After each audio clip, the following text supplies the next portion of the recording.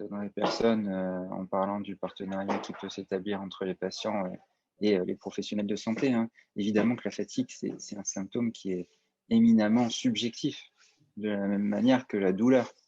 Donc en fait, on doit questionner le patient sur un état de rupture avec un état antérieur et une fatigue qui s'est installée brutalement ou pas d'ailleurs, mais qui peut surtout se traduire dans des actions qui étaient possibles avant et qui ne le sont plus maintenant. Je pense qu'il y a tout un panel d'échelles d'évaluation de la fatigue, notamment qui ont été développées dans le cadre du cancer, hein.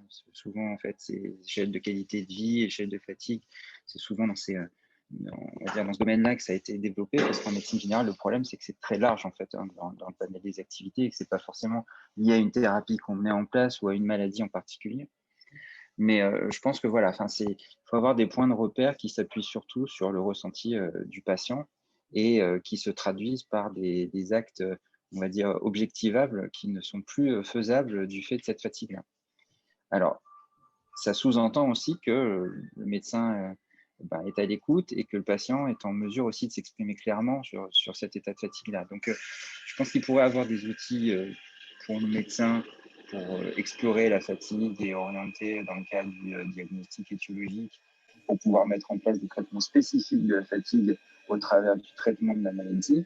Mais je pense qu'il y a aussi des outils qui pourraient être distribués aux patients avant les consultations, justement pour qualifier cette rupture avec un état antérieur, histoire de préparer la consultation. Et comme je l'ai dit précédemment, c'est un symptôme qui est tellement fréquent, ça pourrait être presque un questionnaire qui pourrait être à disposition de toutes les salles d'attente et avec un encart qui dirait vous êtes fatigué, aidez-nous à vous soigner en qualifiant de cet état. Et puis, c'est une question. Voilà, ça reste à travailler. On a beaucoup de questionnaires en fait, qui ont été développés, mais surtout dans le cadre des études cliniques, mais assez peu finalement dans le suivi en termes de soins.